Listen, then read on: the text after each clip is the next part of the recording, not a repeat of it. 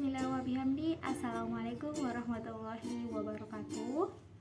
Allahumma shalli ala Sayyidina Muhammad wa ala ali Sayyidina Muhammad. Baik, kami dari kelompok 1 akan mempresentasikan sekaligus mendemonstrasikan hasil proyek kami, yaitu aplikasi penjualan barang berbasis web dengan nama bedagang.com. Baik, tentu saja saya akan memperkenalkan kelompok saya. Perkenalkan, nama saya Siti Amawati, NIM 2602123, kelas TIC dari tim 1. Halo, perkenalkan nama saya Ganisa Rendatu dari kelas TIC dengan NIM 200602072. Perkenalkan, nama saya Himayat Mutmainah. Perkenalkan, nama saya Diki Hadi. Saya dari kelompok 1 kelas C Teknik Informatika, NIM 200602070. Dalam kesempatan kali ini saya akan menjelaskan tentang deskripsi aplikasi yang telah kami rancang.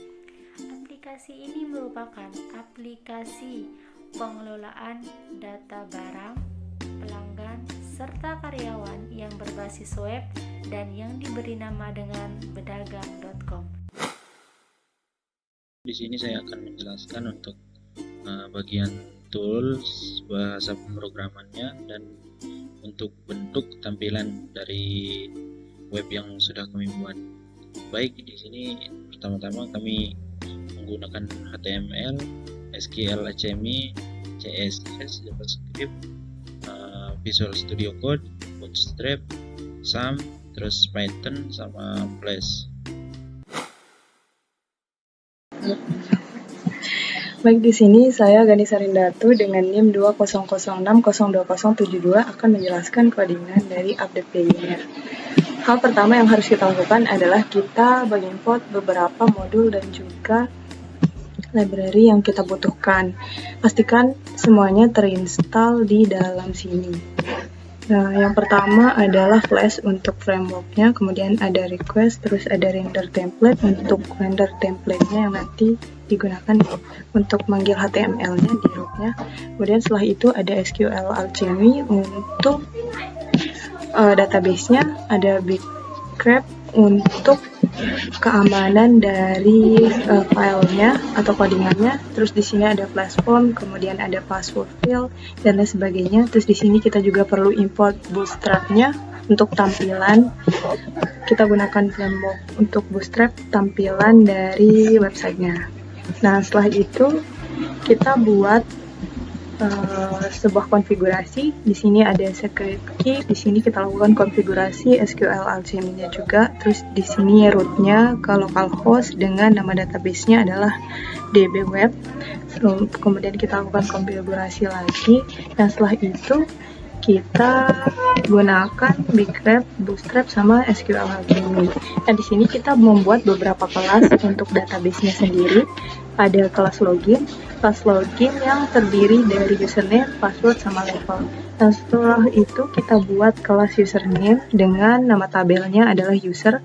Terus di dalam user ini ada beberapa field, ada ID sebagai primary key-nya, kemudian ada username, password, level, user sebagai usernya.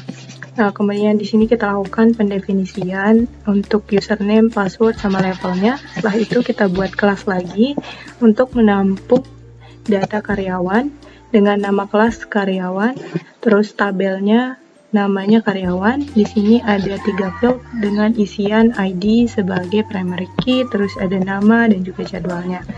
Kemudian kita lakukan inisiasi pendefinisian antara nama dan jadwal. Setelah itu kita buat lagi kelas supplier sama dengan nama tabel supplier. Kurang lebih langkah-langkahnya sama. Di sini ada ID sebagai primary key-nya, kemudian ada perusahaan dengan jenis datanya itu string dengan panjang 200, kemudian ada kontak, alamat, dan supplier. Kita buat relationship antara barang dan juga supplier-nya. Nah, setelah itu kita buat lagi kelas barang dengan tabel nama barang, kemudian ada ID, nama barang, jenis barang, langkahnya sama seperti itu. Nah, setelah itu ada kelas pendaftaran juga. Terus di sini ada kelas pelanggan dan kita lakukan create all untuk membuat seluruh database-nya ini sesuai dengan yang kita tuliskan di sini. Nah, setelah itu di sini ada root app untuk rute dari filenya yang akan ditampilkan. Nah, hal yang pertama ditampilkan di sini ada login dan dashboardnya, kemudian ada root untuk loginnya, dan kita menggunakan metode get dan post untuk pengiriman datanya. Nah, setelah itu kita juga buat beberapa rute-rute untuk dashboard, terus kelola user, tambah user, dan juga edit usernya. Nah, di sini untuk hapus user juga kita buat rutenya. Kemudian setelah itu kita lakukan di bagian bawah sini, apabila sudah lengkap untuk rutenya, kita di bagian bawah sini, nah kita buat sebuah kekondisian dan juga lakukan debug true untuk menampilkan error yang ada apabila ada errornya nanti. Nah, setelah itu setelah membuat rute-rute seperti ini, kita juga membuat sebuah data dengan nama create.py. Di sini memuat data username dari adminnya, kemudian ada password untuk adminnya sendiri yang kita buat nanti login sebagai admin di websitenya. Nah, setelah itu kita coba lihat dari tampilan loginnya sendiri. Tampilan login sendiri di sini gunakan beberapa kode untuk JavaScript dan juga Bootstrap-nya. Terus di sini kita gunakan untuk CSS supaya tampilannya itu lebih rapi dan bagus. Nah, di sini kita gunakan metode post untuk pengiriman datanya. Nah, di mana datanya ini akan dikirim ke sini. Nah, setelah itu kita coba lihat demonstrasikan loginnya.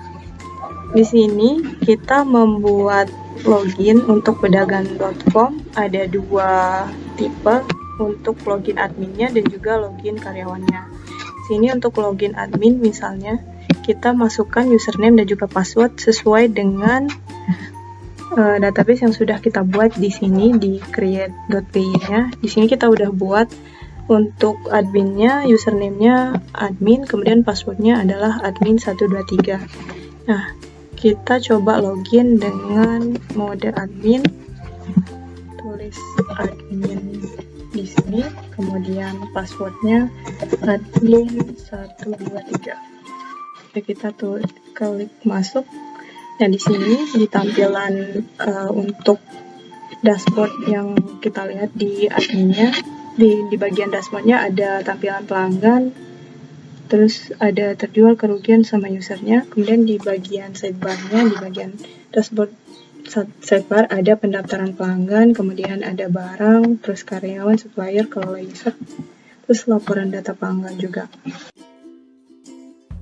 Oke, kita masuk lagi ke bagian dashboard dari adminnya. Di sini di bagian menu pendaftaran pelanggannya itu kita bisa menambahkan pelanggan baru dengan ketika diklik tombol tambah pelanggan ini, maka akan muncul form yang berisi, yang nantinya kita dapat isi dengan data dari pelanggannya. Misal kita isi nama, tempat, kemudian tanggal lahir, terus ada jenis kelamin, status pernikahan, profesi, sama alamat lengkapnya. Ketika kita sudah melakukan input, maka datanya akan tampil di tabel ini. Nah, setelah itu kita juga bisa melakukan edit dengan mengklik tombol edit di sini. Nah, di sini kita bisa merubah data dari pelanggan tersebut. Terus kalau sudah selesai di-update, kalau sudah selesai diganti, maka bisa ditekan tombol update. Kita coba lihat di bagian coding sendiri, ditulis di bagian pendaftaran HTML. Nah, di sini kita buat sebuah form dengan kita buat button dulu dengan nama tambah. Nah, kita buat button dengan tambah pelanggan untuk menambah pelanggannya. Nah, setelah tombol ini diklik, maka akan muncul form sesuai dengan yang sudah kita buat di sini. Ada form dengan metode post di sini dengan aksinya itu pakai post. Kemudian di sini di dalam formnya itu kita masukkan nama, terus beri kelas, kemudian kita kasih di sini inputan untuk tempat sesuai dengan yang tampil tadi, tanggal lahir, jenis kelaminnya kita pakai jenis select, terus ada 2 option untuk laki-laki dan perempuan. Terus di sini kita buat juga untuk inputan untuk status pernikahannya, kita pakai select juga. Terus di sini input data profesi, nah tipe datanya itu inputannya teks dan seterusnya sama seperti ini. Nah terus di sini ada button untuk submit dari nilai dari form yang sudah kita buat di sini. Nah setelah itu di sini ada tabel untuk pelanggannya. Dalam tabel pelanggan ini memuat nomor, terus nama pelanggan, tepat, tanggal lahir, status profesi, alamat sama aksinya. Nah di sini ada untuk database dari data pelanggan baru yang sudah kita tambahkan di dalam form tersebut, akan tersimpan di sini, kemudian akan ditampilkan kembali di dalam bentuk tabel. Ini untuk isian tabelnya. Nah, kemudian di sini ada untuk kita buatkan lagi button di dalam tabelnya itu untuk mengedit isian dari tabelnya. Nah, sama seperti itu di sini. Kemudian kita bisa edit juga namanya, terus tempat dan lain sebagainya, langkah-langkahnya seperti yang di awal tadi. Nah, kalau sudah selesai dilakukan editing, kemudian di akhirnya itu kita bisa menekan tombol update ataupun tutup. Kalau misalkan tombol update-nya itu sudah ditekan, maka datanya akan berubah sesuai dengan data yang sudah kita ganti sebelumnya. Baik, sebelumnya saya ingin perkenalkan diri. Nama saya Siti Ermawati, NIM 2602123. Baik, di sini saya akan menjelaskan beberapa menu dari pedagang.com, yaitu barang, karyawan, dan supplier. Ini merupakan tampilan dari pedagang.com. Baik, saya langsung saja untuk menjelaskan kodenya. Yang pertama itu untuk barang. Yang dimana di barang di sini ini untuk extend dari indeks dan HTML-nya. Selanjutnya kita buatkan main kelas, dimana untuk satunya itu kelola barang. Selanjutnya kita buatkan button untuk menambahkan, yaitu dengan tambah barang. Selanjutnya di H5 yaitu barang baru. Setelah itu kita buatkan form, yang dimana untuk actionnya URL_form tambah barang dengan ID barang dengan metode post. Yang dimana di sini isinya yaitu ada nama barang, jenis barang. Jadi jenis barang ini kita menggunakan select option, yang dimana di sini ada 3 pilihan, yaitu elektronik, makanan, dan minuman. Selanjutnya itu harga beli, harga jual, supplier. Dan di supplier ini nanti ada pilihan, yang dimana saya akan jelaskan untuk suppliernya itu nanti akan muncul sesuai dengan supplier yang telah kita isi. Selanjutnya yaitu akan ada button yaitu tutup ataupun input. Dan di tabel barang ini nanti akan muncul ada nomor nama barang, jenis barang, harga beli, harga jual, supplier, dan aksi. Dan di aksi ini ada nanti ini untuk memanggil untuk di database-nya, dimana untuk nomor ini yaitu loop index, yang dimana dimulai dari 1, kemudian untuk data barang, ini data nama barang, ini untuk memanggil dari database-nya. Selanjutnya di sini untuk button edit, maka di sini akan muncul edit barang, yang dimana di edit barang itu akan ada form, yang dimana formnya itu dengan action edit barang dt.id dengan id edit barang dengan metode post.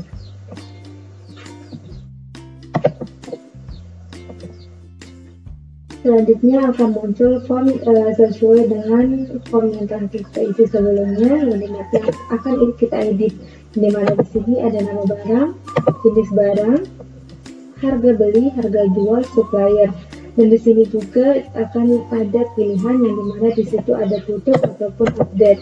Dimana tutup jika kita ingin tidak ada perubahan, tapi klik update jika ada perubahan yang kita lakukan. Selanjutnya di sini jika kita memilih hapus, maka akan muncul konfirmasi, yaitu apakah Anda ingin menghapus data ini.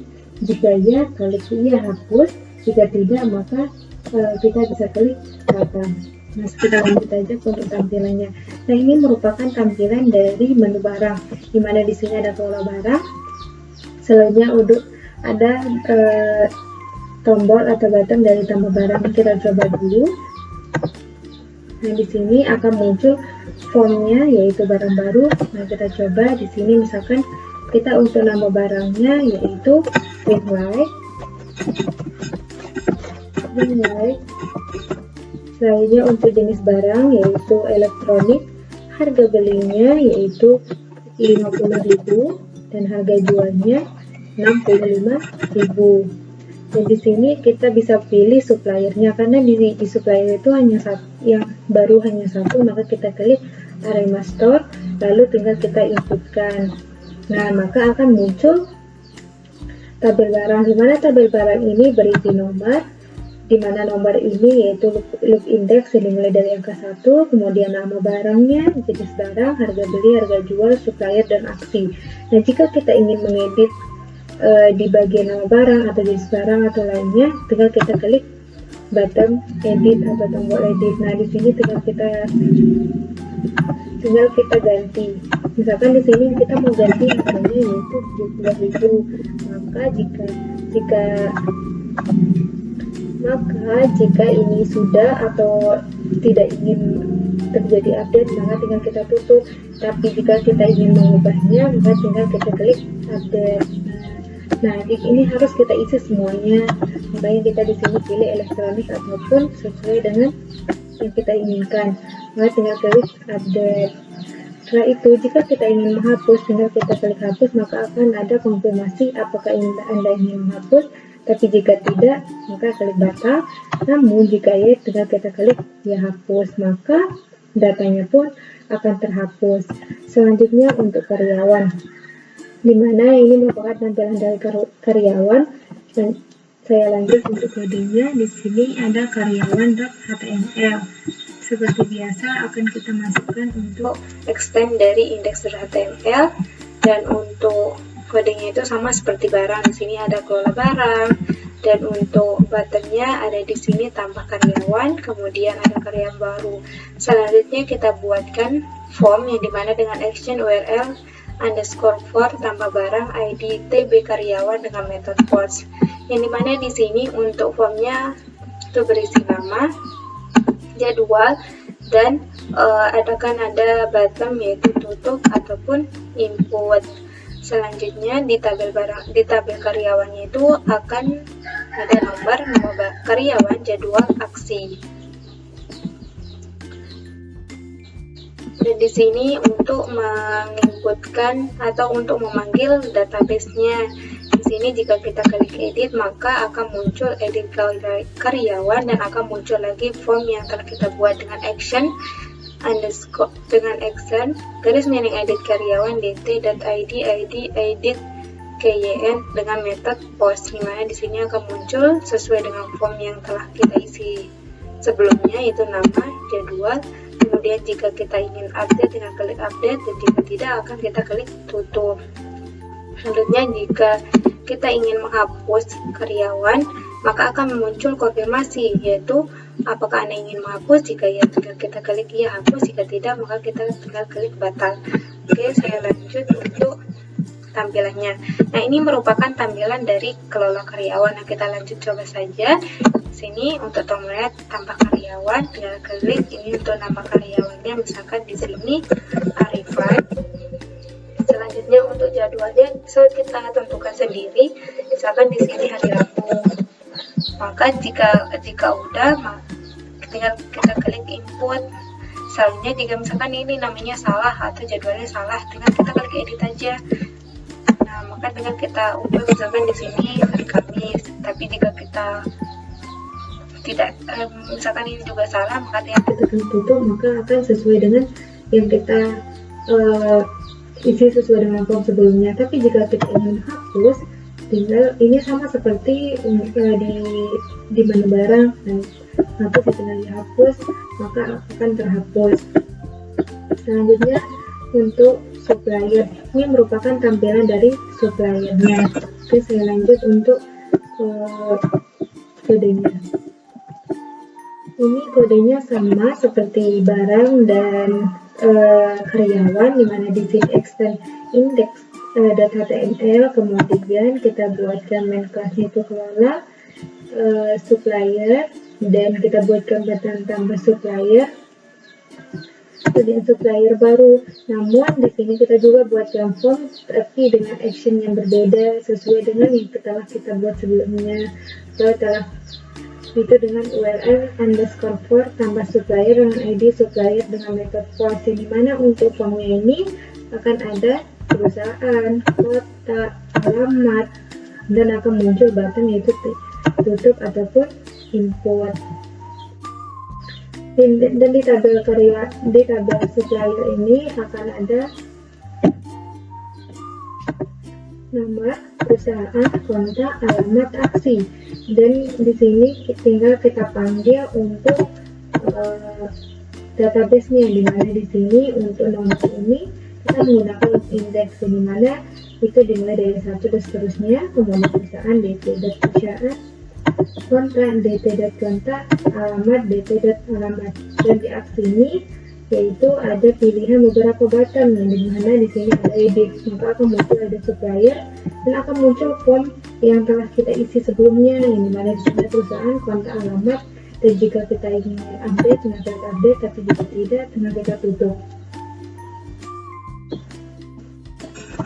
Oke, ini merupakan tampilan dari kelola supplier.